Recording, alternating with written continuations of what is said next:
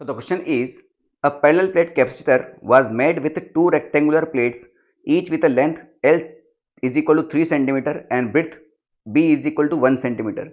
The distance between the plate is 3 micrometer. Out of the following, which are the ways to increase the capacitance by a factor of 10? ठीक है, तो आपको simple सा question है, कोई बड़ी बात नहीं है, कैलकुलेशन बस इसके अंदर। पहले आपसे बोला है कि ये L, B और D को मिला के एक कैपेसिटेंस बना गया जिसका मानते हैं वैल्यू C है। इनमें से कौन सा कन्फिगरेशन यूज करेंगे और कैपेसिटेंस आपका 10C हो जाएगा, ये बोला है बस। तो पहले C निकाल लेते हैं इररेस्पेक्टिव दियर ऐसा यूनिट, क्योंकि सब में ऐसा यूनिट सेम ही है तो कोई दिक्कत वाली बात नहीं है। C इज इक्वल टू हो जाएगा अपना epsilon A divide by D। तो A कितना हो जाएगा बेटा अपना 3 इंटू 1 और D कितना है अपना 3 माइक्रोमीटर।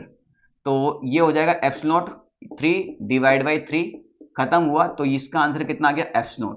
ठीक है, यानी हमें इनमें से ऐसा बताना है जिसका कैपेसिटेंस कितना हो 10 एप्सिलॉन हो। ठीक है, अब ध्यान से देखो, यहां दो तरीके से कर सकते हो, या तो आप सीधा सीधा वैल्यू लिखो और फिर 10 एप्सिलॉन निकाल के लाओ, ठीक, या फिर आप ये देख सकते हो कि ये इनके बीच में रिलेशन देख लो, ये 3 सेंटीमीटर है, ये 30 सेंटीमीटर है, यानी ये हो जाएगा 10L, ये 1 सेंटीमीटर, ये 1 सेंटीमीटर, ये 3 माइक्रोमीटर, ये 1 माइक्रोमीटर, यानी ये उससे 1/3।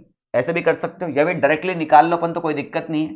पहले कन्फ्यूजन निकालते CA कितना हो जाएगा एप्सिलॉन, एरिया कितना हो जाएगा 30 इंटू 1 तो 30, और D कितना हो जाएगा 1।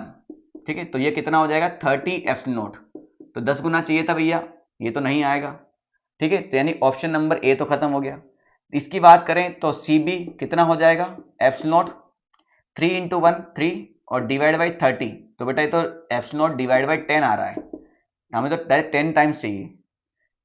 CC की बात करें तो एप्सिलॉन 6 5 30 और डिवाइड बाई 3, हाँ तो ये आपका 10 एप्सिलॉन आ रहा है, सही है। ठीक है, तो C तो आएगा। ठीक है, तो आपका ये भी खत्म हो गया, ये भी खत्म हो गया। अब D वाला, D में क्या है C और E, तो सिर्फ E वाला ही चेक करेंगे। ठीक है, तो E वाला चेक कर लेते हैं।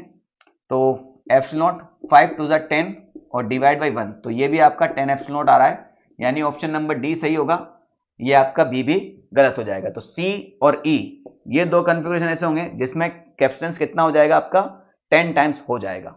ठीक है।